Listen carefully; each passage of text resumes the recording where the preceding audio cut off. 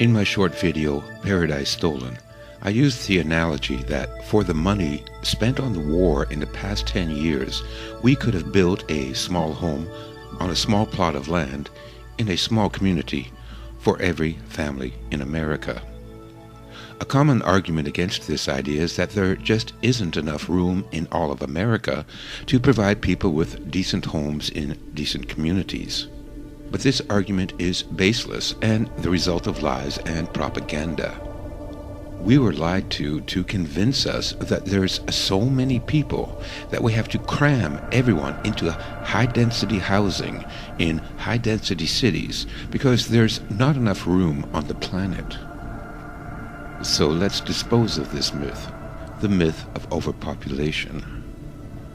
The community portrayed in the video consists of 262 homes, but for our purposes we'll round it off to 250 homes. If we assume an average of 3 people per family, or 1 home for every 3 people, that would mean about 750 people live there. Including parks and playgrounds, the whole community sits on 12 acres of land.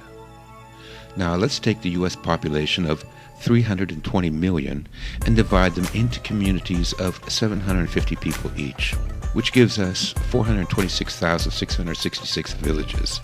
Each village sits on 12 acres, so multiply that by 12, equals 5,119,992 acres. Convert acres to square miles and we have just under 8,000 square miles. That means we could fit everyone in America in a 1-story home with a front yard and a backyard, with plenty of parks and playgrounds and waterways for every 750 people, and it would all fit easily on the available landmass of the state of New Hampshire, and still have 1,000 square miles to spare. That could leave the entire rest of the country, including Alaska, without a single person living there. See now how ridiculous it is to think that the entire landmass of the U.S. cannot provide the needs and resources for a low-density population taking up less room than New Hampshire. But let's go further. Let's take the entire population of the planet, 7.3 billion people. We do the same math. 7.3 billion divided by 750 times 12 acres converted to square miles, and we have 180,000 square miles. That means we could fit everyone in the world. Every American, Canadian, Australian, Mexican, European, Russian, Muslim, African, Hindu, Chinese, Japanese, Indonesian, and all of South America in a 1-story home with a front yard and a backyard with plenty of parks and playgrounds and waterways for every 750 people, and the entire world population could all fit easily on less than 75% of the available landmass of the state of Texas, and still have 80,000 square miles of Texas to spare. I think we can all agree there are too many people in the world, and we really should limit our reproduction. But too many people is not the reason that half the population of the world has to live in hunger and squalor, and the rest of us lives of desperation and alienation. So, why are we being herded into these high-density megacities? We've already shown that it's not efficient, and we know that there's plenty of room for everyone. Well, the answer is that a few dozen psychopaths want us to tear each other to pieces so that we won't unite against our slave masters. We are part of a giant laboratory experiment, and each of us is just an expendable little white lab mouse. Don't believe me? Well, don't take my word for it. Let's go back 50 years and take a look at some experiments by a Dr. John Calhoun called Mouse Utopia. The work of Dr. John Calhoun at the National Institute of Health in Washington, D.C. has attempted to answer this question. In a unique experiment that took years to complete, Dr. Calhoun used white mice to study population growth and its effects on individual behavior. In this 16-cell mouse habitat, utopian conditions of nutrition, comfort, and housing were provided for a potential population of over 3,000 mice. Yet, in spite of ideal conditions, the mouse population met with catastrophe. The population of the mice doubled every 60 days.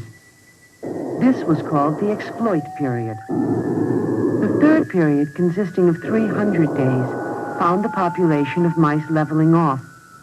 This was called the equilibrium period. Dr. Calhoun noticed that the newer generations of young were inhibited, since most space was already socially defined. At this time, some unusual behavior became noticeable. Violence became prevalent. Excess males strived for acceptance, were rejected, and withdrew. Huddling together, they would exhibit brief flurries of violence among themselves. Other young mice growing into adulthood exhibited an even different type of behavior. Dr. Calhoun called these individuals the beautiful ones. Their time was devoted solely to grooming, eating, and sleeping. They never involved themselves with others, engaged in sex, nor would they fight. All appeared as a beautiful exhibit of the species, with keen, alert eyes and a healthy, well-kept body. These mice, however, could not cope with unusual stimuli. Though they looked inquisitive, they were, in fact, very stupid. Dr. Calhoun called the last period the die phase, leading the population into extinction. Although the mouse utopia could house 3,000, the population began to decline at 2,200. In the shift from the equilibrium to the die phase, each animal became less aware of associates, despite all animals being pushed closer together. Dr. Calhoun concluded that the mice could not effectively deal with the repeated contact of so many individuals. The evidence of violence increased to the point where most individuals had had their tails bitten to some degree.